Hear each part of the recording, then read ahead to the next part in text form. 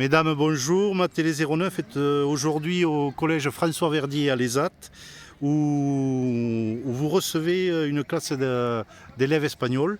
Est-ce que vous pouvez vous présenter et nous expliquer ce qui se passe, s'il vous plaît? Mesdames. Bonjour, je suis Madame Marie Stitez, je suis professeure d'espagnol au collège de l'ESAT. Bonjour, je suis Madame Moretti, je suis professeure d'EPS à l'ESAT. Bonjour, moi c'est Raquel et je suis prof de français en Espagne. Bonjour, je suis Juana et moi aussi je suis prof de français en Espagne, à Coria. D'accord. Est-ce que vous pouvez m'expliquer alors en quoi consiste l'échange qui a lieu au collège François Verdier en ce moment? Je t'en prie. Voilà. Alors, il y a environ 7 ans, avec Madame Moretti, on a eu envie d'innover et de proposer une option aux élèves de notre collège, une option qui se fait sur 2 ans, 5e et 4e, que l'on a appelée donc option EPS espagnol, dans laquelle on combine la découverte des sports hispaniques avec la découverte de la langue espagnole et puis la pratique sportive. Voilà, et donc ça fait maintenant 6 ans qu'on travaille sur cette option et on a mis en place il y a 3 ans un échange avec un collège espagnol qui se situe à Coria. Et donc en plus de la découverte des sports qu'on peut pratiquer dans le monde hispanique, on a également mis en place cet échange sous forme de lettres, de vidéos et l'échange physique, puisqu'on accueille cette semaine nos correspondants espagnols et qu'on ira les voir normalement au mois de mai l'année prochaine. Alors Coria, mesdames, ça se trouve où? Près de la frontière portugaise, c'est ça? Oui, c'est très près de la frontière portugaise, au-dessus de la province de Salamanca. D'accord.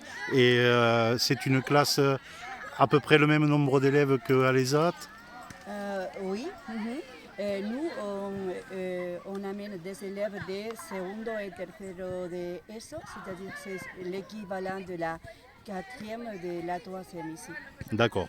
Et ils pratiquent le français depuis longtemps? Oui, il commence dans la première année de ESO, que c'est l'équivalent à 6e, non? C'est ça? D'accord, ça fait presque 3 ans qu'ils...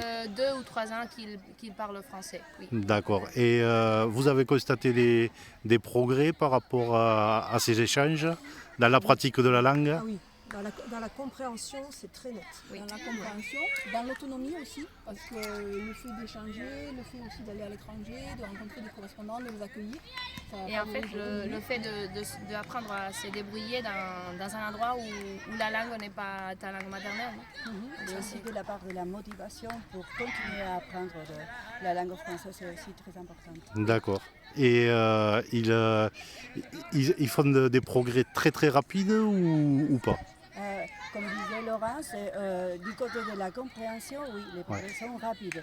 Du côté de l'expression, oui, ils sont timides parce qu'à cet âge... Ils sont encore très jeunes. Oui, ils sont très jeunes. Alors, mais ils s'enrichissent énormément de vocabulaire, je suppose. De vocabulaire, de la culture, des habitudes, des traditions. Oui. Et donc, si j'ai bien compris, cette année, ils viennent ici et vous allez l'an prochain ou dans l'année? Au mois de mai. On ira chez les correspondants. Avec... 2024, je vous dis une bêtise. Sur une durée de 1 semaine à chaque fois d'échange? Oui, c'est ça. Voilà. Et les uns et les autres sont reçus dans les familles, c'est ça? C'est ça. D'accord, donc c'est une immersion totale. Oui. Voilà. C'est ce qui est recherché. C'est ce qui est recherché. Ok, bien, je vous remercie mesdames. Merci. Merci.